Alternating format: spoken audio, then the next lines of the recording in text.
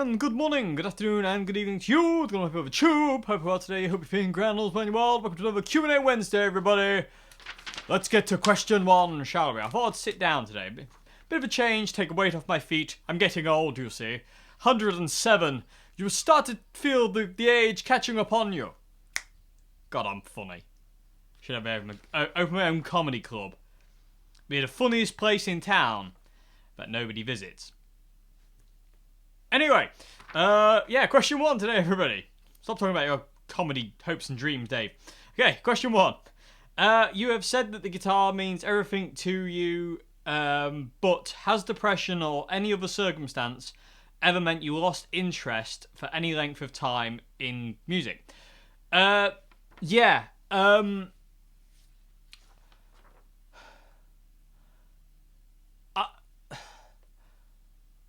What's made me lose interest in music is the inability to make anything of it.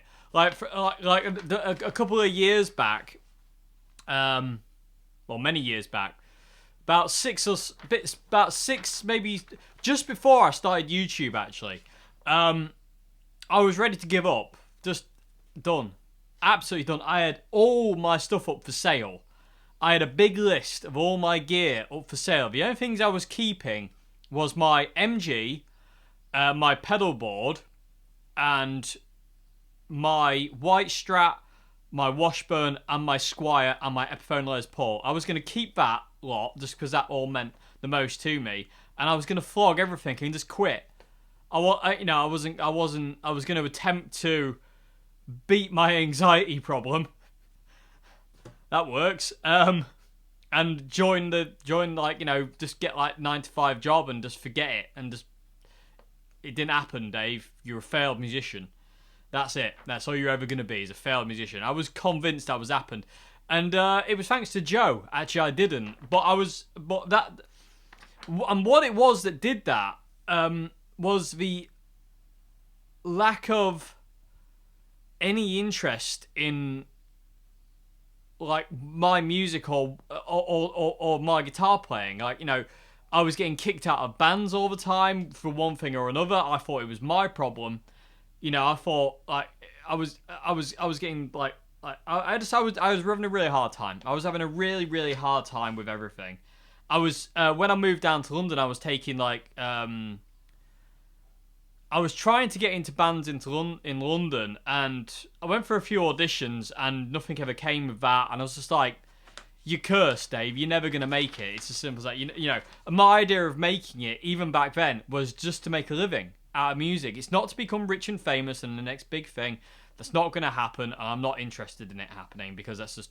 I think if you're setting out with the concept of I'm gonna be the newest and best kind of like guitarist in the world, I think you're gonna fail, because I don't think that's the mindset you should have when you're making music or playing guitar. It should be a fact of, as long as you're comfortable, that's all that matters. As long as you can do what you want with this thing, that's all that matters. So, but yeah, and because of all this stuff that had gone on, and I nearly had I did have a bit of a breakdown when I lived in London. Because of all that, I was ready to just give up. I was like, and that was like, I'd played guitar by that time for about 12 years, and it was silly to think about it now, like thinking giving up after that long period of time. It's just ridiculous. Remember Yngwie Malmsteen talking about, like, if you've been playing for a couple of years or whatnot, I can't remember exactly the quote, to be honest with you, but it was a case of like, if you've been playing for like a certain amount of time, and you just jack it in just because, then you'll never know.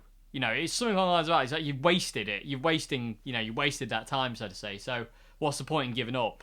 And there was a lot of things that made me keep going, but mainly it was kind of like it was Joe who kind of really kind of got my head back onto the straight and narrow. So I have Joe to thank for me still playing guitar. I was ready just to give up. I had enough.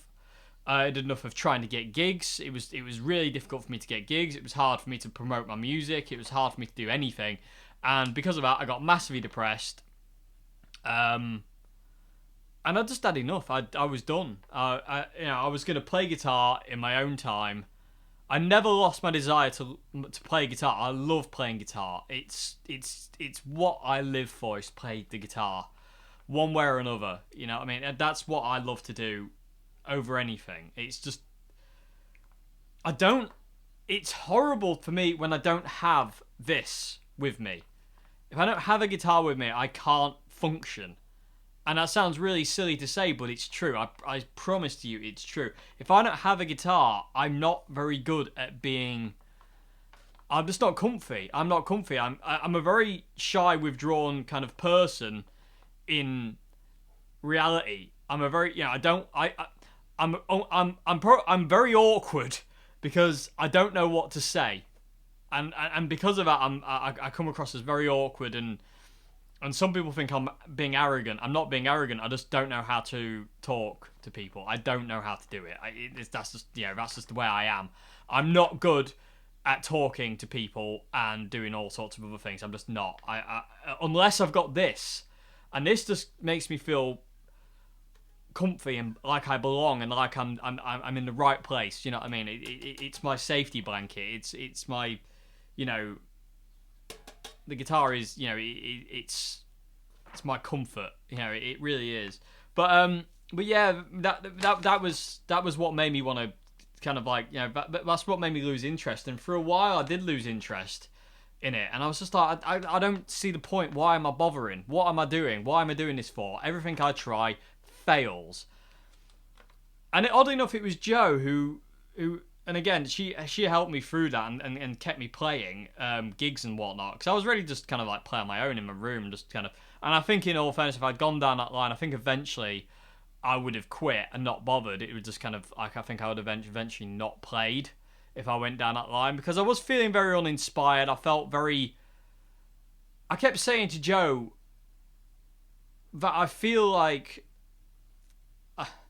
To put it in a weird imagery kind of way, what I feel like is like I'm stood on a pier with my guitar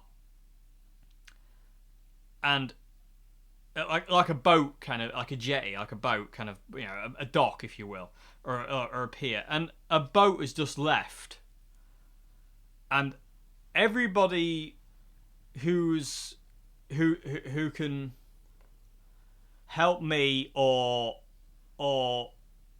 is getting like to getting where I want to be is on that boat sailing off into the distance, and I'm left behind on the pier.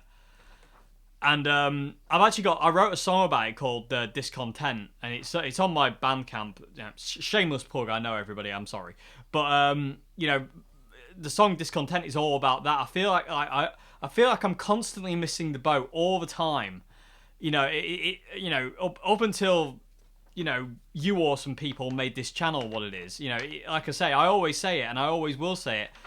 This channel is big because of you. It's nothing that I do. It's the fact of you want to watch it, and that means everything to me, absolutely everything. And that makes me feel like I've got the next boat. You know what I mean? Like, you know, whereas before it was kind of like, you know, I could just all I could do is sit there watching this boat sail away with everything I kind of like, you know, wanted in my life musically, just going off into the distance. All I could do is sit there and watch it go. It feels like it's come back, and, you know, I'm on that now, and it you know, I don't want to fall off. You know, I don't want to kind of like, you know, man overboard it, so to say. So, you know, but and it's really strange. I still get depressed now with one thing or another. There's all sorts of, you know, life gets in the way of things sometimes, and it can stress you out and burn you out, and you got to be very, very careful. But there has been times, yeah, where I have lost interest and wanting to just give up and wanting to quit, and I've wanted to quit so many times over the years, and through doing this YouTube channel and all of you out there makes me go, I'm not ever going to quit now. You know, I'm not giving up now. I'm not doing it. It isn't even an option for me to stop making music and making videos and playing guitar and this and the other. It's not an option anymore, because you know, I don't want that to happen. I'm not even interested in for 1 second going, I don't want to play guitar today. So I want to play guitar today, but how can I make it better for you lot out there? What can I play today that will express what I want to say and make you feel it? And what can I do to make what can I do today? What video can I make today to make you lot kind of happy and give you information and help you along your journey, and and so it's it's all kind of, I don't know, it's really strange. It's really strange to talk about. But yes, I have lost interest in the past. But you have to, it's a case of finding what it is that you need to do to keep going. In my case, it was Joe kind of saying, look, you can't give up. You've been playing for this long. You've tried this hard and you've got to where you are. You just, you don't just throw that away.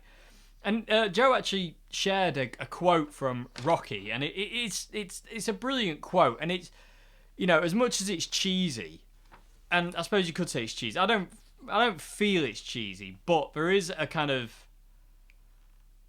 there's so much truth in the quote, and I'm sure quite a lot of you, if you've seen the Rocky films and whatnot, I've seen. I forget which Rocky film it is, but it's the one where he talks about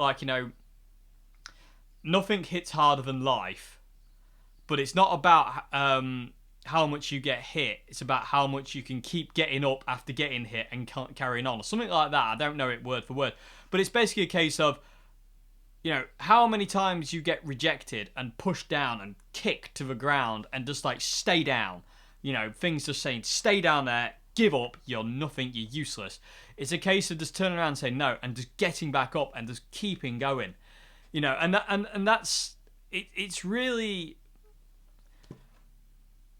That whole concept and that whole mindset to me is a really important thing to have, and it really has become really important to me to just kind of take everything on the chin and just go, right, well, that knocked me for 6, but I'm going to get back up and I'm going to keep going.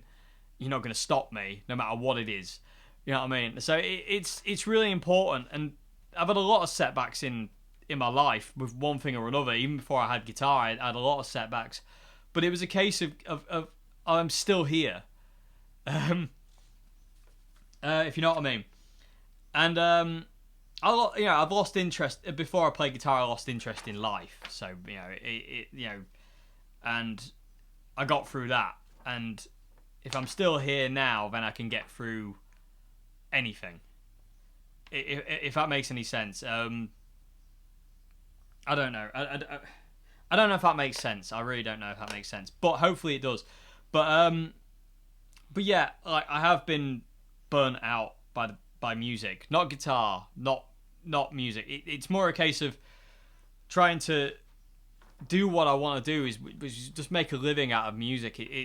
That's what's burnt me out, and that's what's got me down. Is the fact of I'm just struggling. I'm just a struggling musician, and I feel that like I say that boat that I just saw disappearing off into the distance, where everyone seemed to get on it before I did, and I was running, but I could never quite get there. It was always leaving without me. I do feel that I'm aboard, so to say, now, and it's all thanks to you and Joe. It really is, and my family, who have supported me from day one with the guitar, and even before that they supported me through the issues I had then.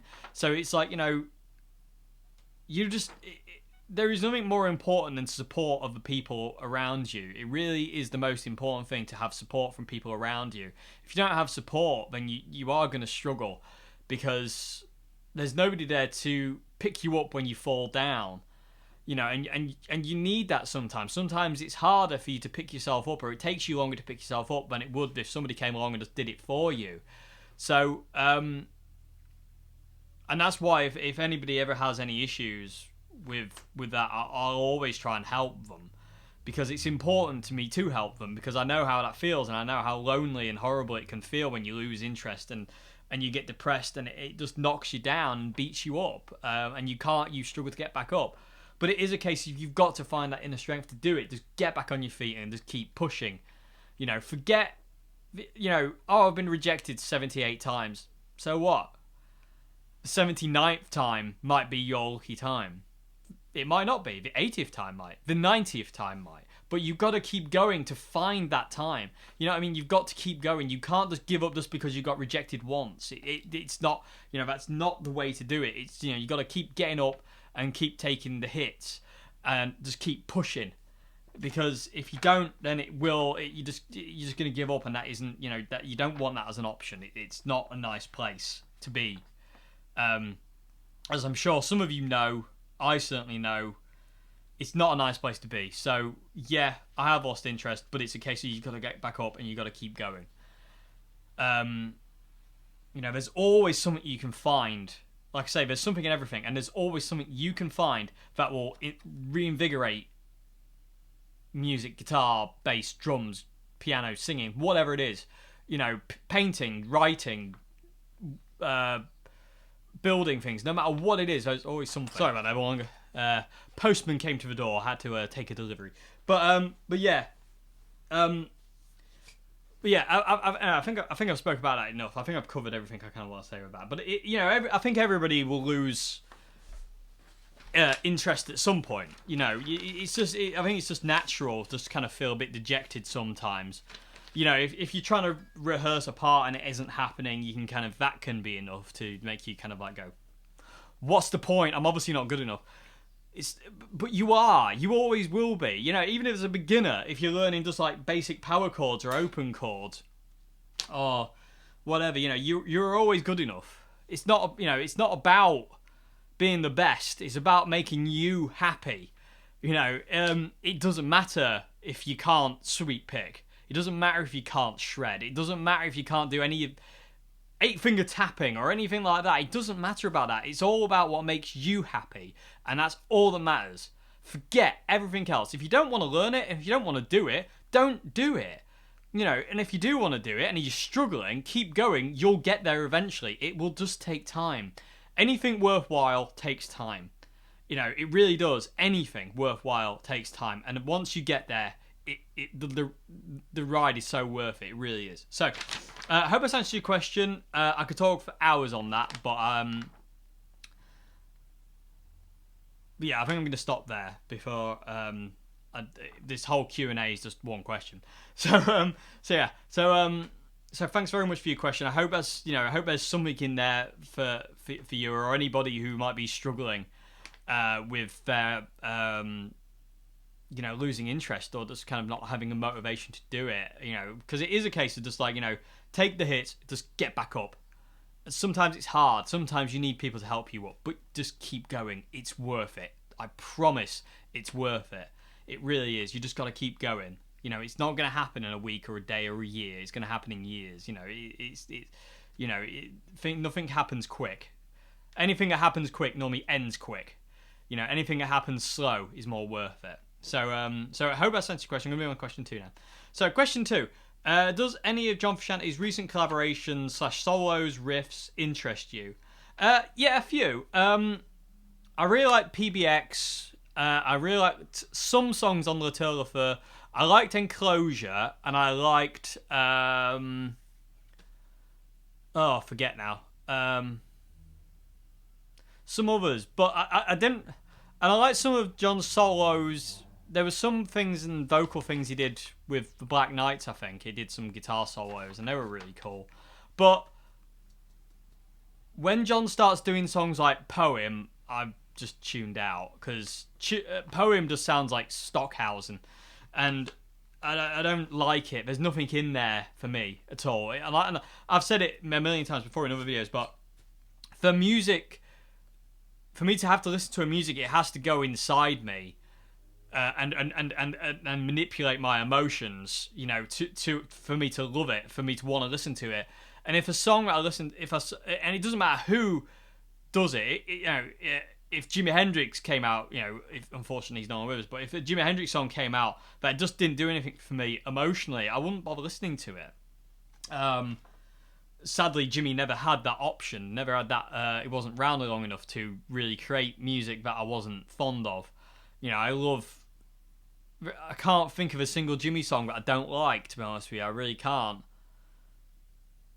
No, I can't. I really can't. But, and the same with Rory Gallagher in a way. It's like,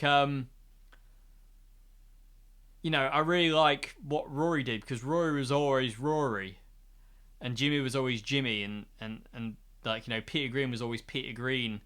And as much as I respect John for doing what he's doing, and as long as it makes him happy, I don't care what he does. That's cool. That's it's all about what he wants. It's not about what we want. He's given us a lot, but I will talk about one thing in a minute.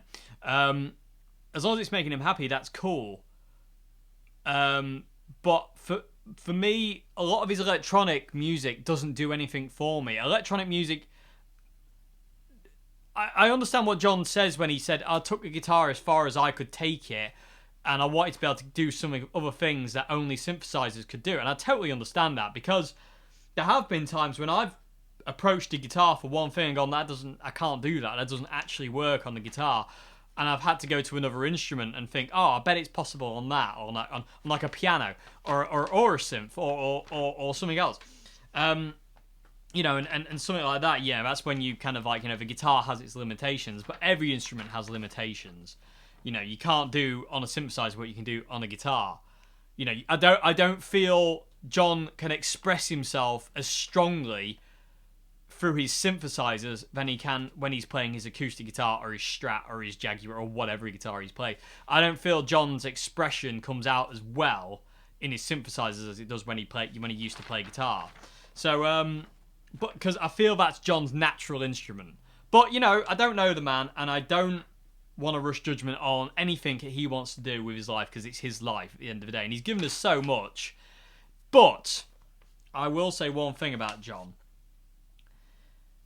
When you get to the level of John Frusciante, and you've done so much music that means so much to so many people throughout the entire world, you have an obligation to every single one of them to make them happy at some point. You can't just turn your back on them and go, as much as you want me to do another Empyrean, or whatever, or another Shadows Collide with People, or I want to do synthesizer stuff, and I'm never going to do that music again because I don't want to. You can't have that attitude when you're in that position, because people just turn against you. Because I feel that's a bit selfish, because those people who bought your albums and your music means so much to have put you where you are, and you owe them more than you can ever give. So for John to turn around and say, I'm not doing that kind of thing anymore, I'm bored of it. It's like, even though we know for a fact he's probably got like a million trillion songs that he'll never release because they're probably guitar related, and he doesn't want to do that anymore. I feel you should still be obligated to your fans to do that. It's like, and as much as like it is crippling, I can imagine it is crippling for an artist to kind of like, to be tarred and feathered by that kind of one thing, like, you did that and that's all people want to hear. At the same time, surely that's like, as much as that may be like, do I have to go out and play Scar Tissue again? I don't want to play Scar Tissue. I've been playing it for 4 years straight, or whatever. Surely people responding in a positive, emotional way to that song is enough for you to go, this is worth it. You might go, I can't be bothered to do it. But once you get out and you play that song in front of people, and they're just absolutely, it just takes them, surely that's enough. And for John to come out saying, I didn't really feel like, anything when I was playing live. It was just a show. It was just an act and all this kind of thing. It's just absolutely crushing all those memories that these people have, thinking that he didn't actually care in the first place. And, and it's like, no, John, no. Sorry. As much as, like I say, you've got an obligation to us, your fans, because we are the ones who bought your albums. We're the ones who showed our friends your songs. And your songs changed our lives, and then we showed it to somebody else and it changed their lives, and then they showed it to somebody else and it changed their lives. And your music goes deeper. But when you're going to go, I'm not doing that anymore just because I don't want to, that's all. That's cool. We've got to respect that. But at the same time, there has to be a compromise where it's like, okay, I want to do my synthesizer stuff more than I want to do Curtains or The Will to Death. I don't want to do that kind of thing again. But I have these 16 songs that I wrote on guitar, and I'll release them for you because you want to hear it. You know, I don't know. Maybe I'm just thinking selfishly. I don't know, but I feel people, well, when they're that high up, have an obligation to the people who put them there, which is us, the fans. You know, I have an obligation to all of you to put out the best videos and be the best I can be every video. And when I can't, when I feel I haven't done that, it absolutely crushes me. I feel I'm a failure to you all, and I feel I am just not. I'm not doing enough, and so.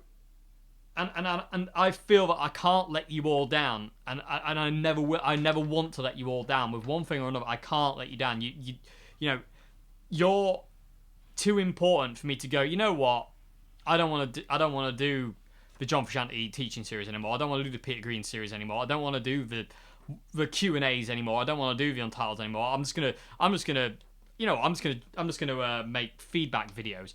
You know, and just let my guitar feedback. You know, just as a crazy example, it's not good enough. Yeah, if you know, and that's why I love bands like Iron Maiden and people like that, because Iron Maiden have always been Iron Maiden, you know, and Rory Gallagher was always Rory Gallagher, and they just did what they did, and they do what they do, and that's what they are. You like it or lump it, that's what they do, and that's what they are, and they've never lost the passion or the love to do that. And I think that's really, really cool. I've kind of gone off, haven't I? I'm Tangent Boy again, everybody. I need to get a superhero costume. Anybody wants to design me a superhero Tangent Boy costume, please feel free. But, TB. That's tuberculosis. Maybe not having TB on a uniform would be quite, you know, a little superhero outfit would be as cool. You know, TB, yeah. What, tuberculosis boy? That's not cool. Okay, so anyway. Okay, so yeah, I've gone off on a tangent. But yeah, but hopefully you understand what I mean though, because there is some of the stuff that John's released recently, some of the collaboration stuff that I really do like. I won't say I love it, but I do like it. But at the same time, you know, I swear I've heard John say he's got loads of songs that he'll never release just because it's not what he wants right now. It's like, yeah, but you might not want it, but we might. You know, don't release songs like Poem when people don't want that. You know, and I do feel that like, you know, you can fall into that trap of no matter whatever your no matter whatever your favorite artist released, it's got to be good because it's your favorite artist. I don't think that's a good idea to beat down that thing, because I despise Poem. I love John Frusciante, but that song was just diabolical to me. I was like, I don't get it. I don't get where you're going with this. Like I said, it sounds like Stockhausen, and it's just like it's so far removed from what I. If somebody showed me that, I'd be like, and said, "Oh, it's John Frusciante," I'd be like, "What?" But it's not John Frusciante. That's not the melodical feeling genius that we all know and love. That's just noise. I'm sorry. If anybody loves Poem, that's cool, but I hate it. You know, I really do. I cannot stand that song. I can't even call it a song. It's just a noise. And I get it. It was probably written incredibly, like, you know, in depth with a synthesizer. It must be absolutely incredible how it's done. But to me, it does absolutely nothing. It's literally like boing, just bounces off, you know. And, you know, but like I say, people like that, when they're that high up, have an obligation to their fans that they can never get rid of. And I don't know why you would ever want to get rid of that, because those people put you where you are, and they want a certain thing from you. And if you can't deliver that, that's cool. If you're literally burnt out to the point where you can't deliver that anymore, then that's cool. But you know, at some point in time, it will come back around, you know. And I feel that you owe people that when you're like that. Like I say, I owe all you. I owe all you more than I can ever give back. I really do. And, you know, I'm very well aware of that, you know, and that's really upsetting to me, because I feel that, like, you know, I'm gonna work soon on a new album that I'm gonna release on my Bandcamp for you all, because I feel that, like, you know, I need to keep releasing music, and I'm gonna work on some of the intros that I've done over the years that I really, really like, I'm going to try and like form them into songs and make them into songs and whatnot. So yeah. So yeah, I mean, again, tangent boy on duty. But yeah, I hope some of that's made sense. So, and I hope that's answered your question okay. So I'm going to go to question 3 now. Question 3. What are your thoughts on meditation or spirituality, and can you use it in guitar playing? And how do you record and edit music? Right. I feel meditation when playing an instrument is massively important, and I feel playing an instrument should be a form of meditation.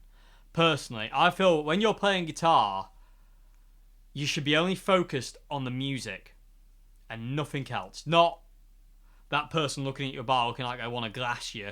Not that person at the front row of a big stadium gig thinking you're God. None of that. It's all about the music, and that's all you should be focused on. And meditation, kind of like, you know, in my kind of idea of meditation, is that ability to just kind of focus on one thing and letting everything else drift away. Just push all the stress, all the problems, all the crud and crap of whatever's going on in your life, and just push it aside and just go, no, all that's important at this point in time is this song. You know, so when you play guitar, I always feel it should be a form of meditation to a point where, you know, this is all that's important, is, you know, making it the best it can be. You know, being the best you can be and saying what you want to say, and just being that, just one with it, if that makes any sense. That's very zen, I know, but yeah, hopefully you understand what I mean. Like, you know, it's my form of meditation. It takes me out of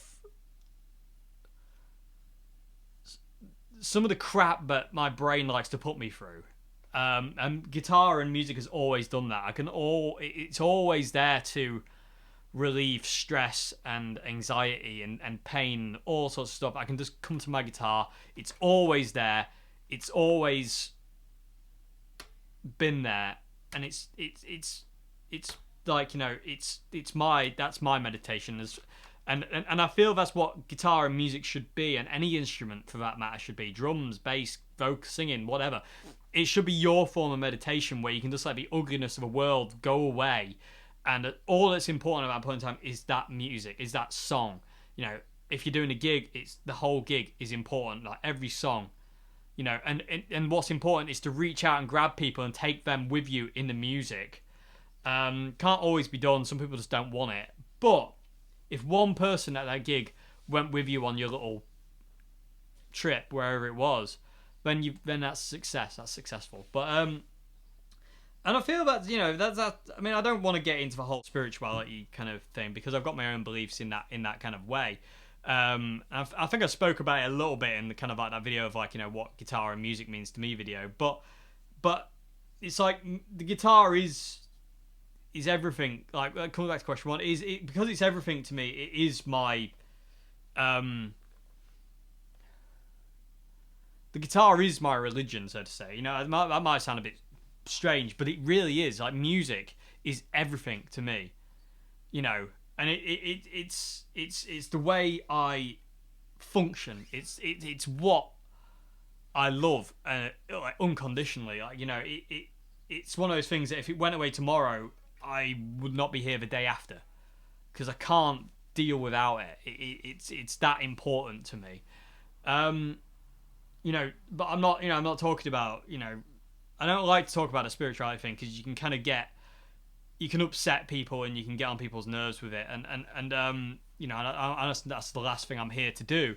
So you know, you got to be careful when talking about that. And I have my own beliefs that, you know, that some have come across in videos and what I've spoke about before, but some things are just kind of like I keep to myself, just because yeah, just they're mine. You know, they're my things. You know, and they're important to me, and, you know, they might not be important to anybody else. So it's kind of, you know, I don't want to feel for one second that I'm ever forcing anything on anybody, which is just, you know, I can't stand the idea of that. I don't want to force anything on anybody. I don't like, you know, I can't force things on people because it feels wrong and stupid, and I don't know why you'd ever want to force things on people. It's like 700 and something odd videos. I don't think I've ever asked anybody to subscribe to this channel, because I don't want to. if you like the channel, you'll subscribe without me having to tell you to do it. I don't have to say, oh, if you like this, please subscribe. I don't feel I need to do that. If you like the channel, you'll do it because there's something in it. And if there have been times I've put my Bandcamp up and put my Patreon up and stuff like that. But at the end of the day, it's uncomfortable for me to push those kind of things. I don't like doing it. It's very uncomfortable. But yeah, I've gone off on that. But yeah, I do feel the guitar is a bit. Music should be a big form of meditation. Like I say, Jimi Hendrix always used to say you should always, he said it at, I think, a Berkeley gig. Forget about today or tomorrow. Tonight is our little world, and that is just amazing. What an amazing thing to say, because that makes people just focus on that one thing, which is the music. They're not focusing on they had a bad day at work, or this happened, or tomorrow they've got to do this, then they've got to do that, and they don't want to do that. It's like all that matters at that point in time is music, and then once you can focus on that, you are just free from everything. You are just free at that point in time to just be who you want to be, and all your dreams can just flow in your head, and you can just enjoy the feeling of whatever it is. So as far as spirituality goes, I do feel music is a very spiritual thing anyway. It's one of those things that's been around forever and will be around forever, that can just alter people in the most amazing ways when it means something to them. It's absolutely fascinating how one piece of music can mean absolutely everything to one person, and yet to another person it's absolute crap. It's amazing. And the subjectiveness of music. But at the end of the day, you can all find something in music, no matter what. You can't always find something in art. You can't always find something in whatever else there is, but you can always find something in music. Everyone can find something in music. Whether it be one style or whatever, there's always something for everybody in music, and that is, to me, is the most amazing thing in the world. And to feel that I can make music through this is the best thing in the world, and it just makes me just want to be here, so to say. You know what I mean? Because I have, like I say, coming back to question one, it's like, have been times where I've been that low, I haven't wanted to be here, and that was before I had this. Sorry about that, everyone. I have a bit of an itchy nose. I had to stop the camera for a sec. But yeah, there has been times in the past where, even times where I've had the guitar and I'm like, is there any point in me carrying on? Yes, there is. There is always a reason to carry on. Whether it be one thing or another, you can always find a reason. There is always something. But again, yeah, I suppose that's as far as I can go on that. But sorry, to answer your last bit of question, how do I record and edit music? Video wise, it's just in iMovie on the Mac. That's all I do. I don't. Everything is all the music that I do on intros is mixed in the room through the Ditto Looper. That's it. There's no real mixing involved. That's it. What I get is what I get. It's one take deal. That's your lot. Dave. So it's got to be good. You've got to make it the best it can be, and I feel that's important. You see bands like back in the day, like Led Zeppelin, Jimi Hendrix, none of the Beatles and the Animals. They only had one take, and if there's a mistake in it, it stayed that way. That's just the way it is, and I like that. And I like it sometimes when the mistakes, go good. It's really cool. So, but if I'm recording music, I use Pro Tools. I've got the budget version. Well, not the budget, but kind of budget version of Pro Tools that I use to record. All the music on my Bandcamp was recorded through Pro Tools with just basically an M-Box. So that's what I do there. Okay, so moving on to question 4 now. I'm actually running out of time on memory card, everybody, so I need to beast along now. I think I've spoke first 3 questions. I think I've rambled a lot. Okay, so question 4. Do you think a HSS Strat could achieve humbucker Strat single coil Strat could achieve John Frusciante's can't stop tones, or would I be better off by a single coil Strat? Yes, you'd be better off buying the 3 single coils. A humbucker will not do can't stop, even if it's coil tapped, because it's not. You need the angle. the low strings being there, the high strings being there, they all add to the sound of Can't Stop. You need a single coil Strat in the bridge. You can get close to that Can't Stop sound, but you have to brighten up the humbucker, and through brightening up the humbucker, then your single coils are too bright. So you have to compromise. So I would say if you want John Frusciante sound, you need 3 single coil pickups. You can't do it any other way as far as I see. Humbuckers just don't do it. Because John's tone is single coils. It always has been. It's a single coil sound, apart from obviously when he uses Les Paul or his Gretsch. But John's tone, his core tone, is single coils, and it's that Telecaster or Strat thing. So yeah, you'd be better off getting a 3 single coil Strat than a humbucker Strat. In my opinion, personally, especially if you want the Can't Stop sound, it's really important to have that bridge single coil for Can't Stop. Okay, so I hope that's answered your question. I'm going to move on. See, I don't always have to be tangent boy. Question 5. Could you advise me on a neutral clean setting on the Zoom G2.1u that won't affect the tone of the amp too much? One sec. What is it? I would use the JC setting. I think it's the Roland Jazz Chorus setting inside the Zoom. That's the one I use. And that's the kind of one that's kind of on-ish all the time. And I just kind of use it to kind of... And I use the compressor inside the Zoom as well. And it's just the CP. Yeah, I'll just use the compressor inside the Zoom as well. So I would say use the JC model, which is the... if you Roland Jazz Chorus, I'm pretty sure it's the Roland Jazz Chorus model. And I would say use the compressor, but run the compressor really low. I think I've got... Yeah. I mean, I have my compressor with the compression set to 0, so it's technically not doing much of anything. It's just making... It's not taking away any of the dynamics of my playing or anything. It's not squishing everything to that point. It's just adding a little bit more. You know, just a little bit. It's like a little secret sauce, so to say. So I would say use the JC thing, and I run the JC patch with tone all the way off, gain all the way up, and volume on about 80, I think. And then, you know, and I run the compressor on 0 and just kind of run the volume on the compressor about 50. And that seems to just kind of...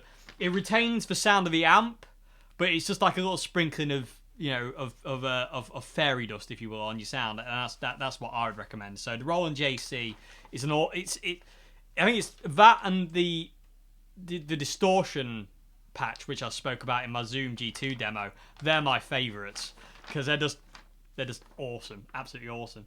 I really like the overdrive though in there. The Governor's really cool as well. The Fender one's really cool, and I love everything in Zoom G2. I love it. There's something so cool in every little patch. It's just like, oh, this is so amazing. It's so cool. The Fuzz Face patch is just like just evil. It's just amazing. It sounds like Robert Fripp, which is not a bad thing in any way, shape, or form. I'm sure you'll agree. It's amazing. Just really fat, woolly, warm fuzz tone. It's just like, but at the same time, you crank the tone on it, it's like, instead nasty and Mudhoney-esque. It's ace. Oh, I love it. Okay, so anyway, let's get off the subject of Zoom G2 before I start crying over it. Okay, so that's what I would say. Use the Roland, the JC. I'm pretty sure it's the Roland Jazz Chorus. I think that's what the JC stands for. But that's the one I would recommend if you want to kind of retain the sound of your amp, but add a little bit specialness on it. Okay, so question 6 now. I hope that's not question. Moving on to question 6. Question 6 is, how does John Frusciante get that solo tone in the off-the-map version of I Could Have Lied? Okay, that's my favourite period of John. The Californication tour period of John Frusciante is just like my favourite era, because I feel John's solos were just absolutely heartbreaking every time he did one. It's just like, it's got so much emotion in it, and the tone... Oh my god, the tone! That's the sound that's the sound I always strive to at my DS2 or my cleanish tone is that kind of sound. So what John's doing for that tone is combining his Boss fuzz pedal. I think it's the FU2. I forget FU1. I don't know. It's a Boss fuzz pedal. It's like a silver greyish pedal. He's combining that with his DS2. And that was the main kind of lead tone that John had through the Californication era, was the combination of that fuzz and the DS2. And it kind of spread over. During the By the Way era, it was kind of like a Big Muff and a DS2, but mainly the DS2. And then in Stadium Arcadium, it's a combination of all sorts. But the DS2 is the mainstay. And you kind of get pretty close to that kind of sound with the DS2. I mean, oh, how does it even go?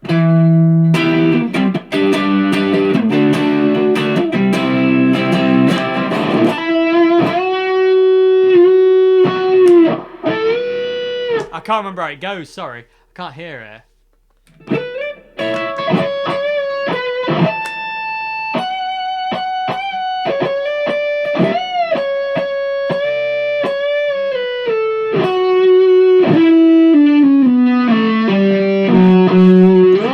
I can't remember how it goes. Sorry, everyone. I've totally forgotten that solo.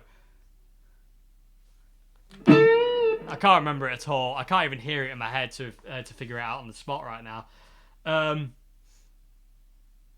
There's that ending. I can't remember the ending either. But it's a combination of that fuzz pedal, the Boss fuzz pedal, which I really, really want. I really want to try one of them. But they're really expensive when you find them, and they're always, whenever they come up, they're always out of my kind of league, my price range. So it's kind of annoying. And the DS2, and it's just his 62 Strat, and it's just a combination of those two pedals. He's not using his wah, he's not using his chorus pedal, he's not using the Phase 90 that he had on his board at that time. It's just the Silver Jubilee, the Marshall Major, the Boss Fuzz, and the Boss DS2, and his Strat, and John. And it's just, I know what you mean. That solo is just, first time I heard that solo, I was like, how do you do that? And what's he doing? And how can I do that? It was just incredible. And he's just absolutely gone in it. And you can just see he's just somewhere else when he plays it. And it's just magical.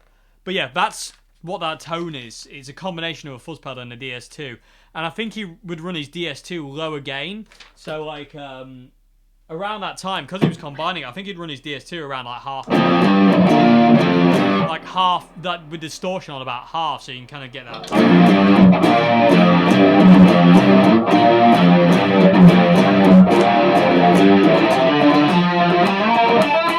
So you can kind of get a bit more control out of the DS2. It's not as crazy as it was during the Stadium Arcadium era. So when you combine the DS2 on a lower gain with more,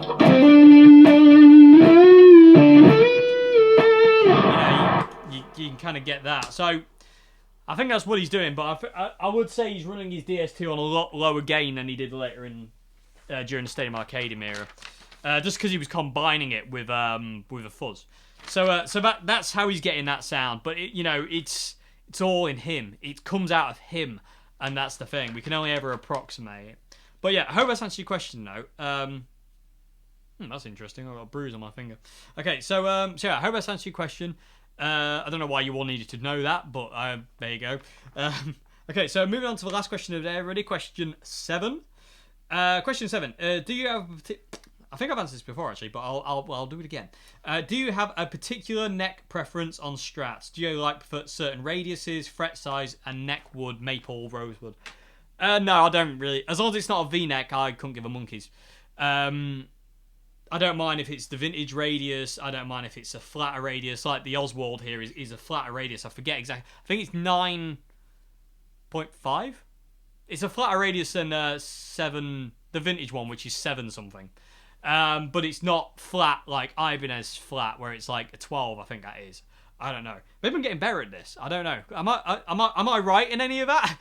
Probably not. I'm not very technical when it comes down to guitar. It's all does it feel right? And if it feels right, that it's right, But V-necks hurt my hand. I can't play V-necks. They dig into this part of my hand, and the muscle in my thumb starts to hurt, and it actually starts to cramp up if I play a V-neck. So I can't play V-neck. So as long as it's not a V-neck, I'm happy bunny. But yeah, I don't really have a preference. I love the look of maple necks, but I love the look of rosewood necks.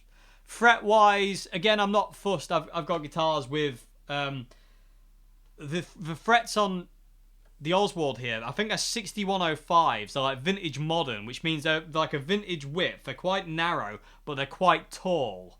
And I really like these frets. I had them put when I had my white Strat refretted. That's what I have in that 6105s, I think, and I think that's what they are. Hey, well, I'll make a technical whiz out of myself yet, but I think I could be totally wrong. I don't know. But I like the vintage style frets. I like the thin frets. But saying that, I've had guitars with absolutely huge frets on them, and I've loved them as well. I used to own a Gibson 57 reissue Les Paul Gold Top, and that had massive frets on it. I don't know if they were standard from the factory, but they were big frets on that Les Paul, and it was just gorgeous. I love that guitar to pieces. I had a Hondo Strat, which I turned into my Eddie Van Halen inspired Strat, and that had big frets on it as well, and a few of my guitars. But again, I don't get kind of caught up with it. Like I say, it all comes down to feel. As long as the guitar isn't a V-neck, like I say, I really like guitars with V-necks, as they're mainly 50 style Strats, but I can't play them because for some reason it just aches my thumb and it hurts my thumb, it cramps my thumb. And because I use my thumb so much, it hurts my hand and wears my hand out. And that was one of the main reasons why when Master Nick messaged me about he wanted to build me a guitar, what would it be? I immediately said, I want a 55 style John Frusciante Strat, but I don't want a V-neck because most of the 50 style Strats had V-necks. And I think I've had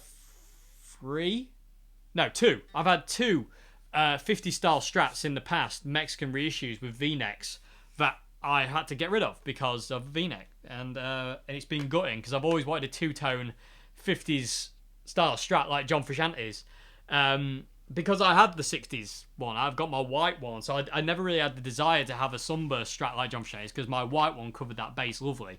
So I always wanted that 55 look, and that's what this guitar is based on, you know, and you know, Master Nick made it for me, and it's perfect. So, you know, and again, still can't believe this is my guitar. It blows my mind. It's actually my go-to guitar at this point in time, actually. I'm playing it religiously, absolutely religiously, apart from occasional videos here and there, but outside of that, I'm gigging it all the time. It's replaced, at this point in time, it's replaced my Jaguar and my Revelation Finline for gigging. They've actually moved to backup slots at this point in time because I'm just enamoured with this, with my Oswald at this point in time. I can't put it down. I literally can't put it down, and that's wicked. It really is, and it's probably one of the easiest guitars I've got to play. It really is. It's so nice to play. But anyway, but yeah, I don't really have a preference unless it's a certain aesthetic I'm looking for. Like, for instance, on this guitar, I wanted a maple neck because I wanted it to look like a 50, like John's 55. Whereas on certain other guitars, you know, I would maybe go, well, I want it to have a rosewood neck because I want it to look like this or whatever, you know. So, you know, but again, it's all about feel at the end of the day. It has to look right. I mean, I'm not going to go out and buy a pink guitar with a gold scratch plate just because it feels right, because I wouldn't like the look of that. You know, I'm not a big fan of green guitars or anything like that, apart from a Gretsch Duo Jet in Cadillac green. That's really nice. That's like one of Joe's favorite guitars. But yeah, aesthetics are important. But saying that, I bought a pink Squier Bullet. Yeah, it was a Bullet. It was pink, and I bought it because it was amazing. It sounded great. It played great. The neck was stunning, and it just the everything about it was great. The stock pickups were great. The pots were great. The select switch was great. The tremolo was great. The neck was amazing, but I didn't like the pink. So I eventually just refinished it Fiesta Red, and it was one of those Strats that if you go back in time, you can see. I used my John Mayer How Many Tones video, which I'll be doing another one of those videos very soon, everybody, because I feel I've been neglecting that series a bit, and I feel like I've been neglecting a few series, and I want to get back into it, but it's certain things come up and get in the way. But But yeah, that was an amazing guitar. I just had to refinish it because I didn't like the pink. It was just a bit. I mean, there's nothing wrong with it. I didn't like the look of it. I loved the guitar, but I didn't like the look. So I thought I'm gonna make it Fiesta red. So yeah, but I don't really have preferences really most of the time. Most of the time it is just how it feels. You know, if it feels good, that's all that matters. You know, regardless if it's maple, rosewood, big frets, little frets, vintage radius, modern radius, you know, whatever. As long as it feels good, it's good. You know, there are no bad guitars really. If there's just guitars that work for you and guitars that don't work for you. I was in a local guitar shop the other day and they had a BC Rich Mockingbird on the wall, and I love Mockingbirds. It's one of like I really want a Mockingbird guitar. I've tried so many over the years, and there's just something about the BC Rich Mockingbird that I absolutely adore. And don't ask me why. I don't know. I just love the feel of them, and I love the sound of them, and I love the way. I like the way they look as well because I'm a big Slash fan. Like, and obviously Slash uses them. I was kind of like, you know, I love them because of that. But I do like the way they sound and feel more than the way they look, because they are a little bit uncomfortable and a bit ungainly sometimes. They're heavy things. They really are, especially with the neck through. But yeah, as long as it feels right, you know, and it sounds the way I want it to sound, then that's cool. You know, that's more important than kind of like, you know, sometimes aesthetically what it looks like. You know, and you know, yeah, that's that really. But I'm happy to play anything as long as it's not a V-neck. You know, I really am happy to play anything. But like I say, I would like to be able to play V-necks, but I can't. My hand won't let me, and that's fine by me. You know, I've got my 55 Strat. You know, I've got him, and I don't need another one. So yeah, I hope that's answered your question. But yeah, I don't really have a preference really. It's you know, guitars. I love guitar. You know, whether it be whatever. You know, I love guitars no matter what they are. I just love the instrument. I just can't express enough how much I love the guitar. I really can't. There is not enough words. There is not enough emotions in the world to express how much I love the guitar. And as long as it's got 6 strings on it and it plays and makes a noise, I'm happy. You know, that's all that matters. It just has to play. I just have to be able to play it for it to work for me. And I love guitars. Okay, so anyway, yeah, that's it, everybody. That's all 7 questions for today's Q&A. Tangent Boy was out in force today. That's my phone going off. But I hope you enjoyed this Q&A. I hope I've answered your questions okay. I hope there's something in some of the questions for you who asked them. I hope, there's something you can kind of take away from it. Oh, excuse me, everybody. I need to go and get some dinner. I'm hungry. And yeah, I hope you enjoyed this video. I'll see you again on Friday. Friday is the demo of the Marshall Code. Everybody, my final thoughts on it and the final decision on the Marshall Code. So yeah, so I got to do a review actually. Yeah, so yeah, that's what video is going to be on Friday, is the Marshall Code. And on Monday, I have a guitar to show you that I bought recently. If you saw the picture on the community part of YouTube, or you follow me on YouTube, on Instagram or Facebook, you'd have seen the guitar. It's awesome. I'm not going to say any more. But yeah, I hope you enjoyed this video. I hope you enjoyed this Q&A. I hope it's been informative, everybody. And I'll see you again. Have a great morning, afternoon, good evening. Goodbye now.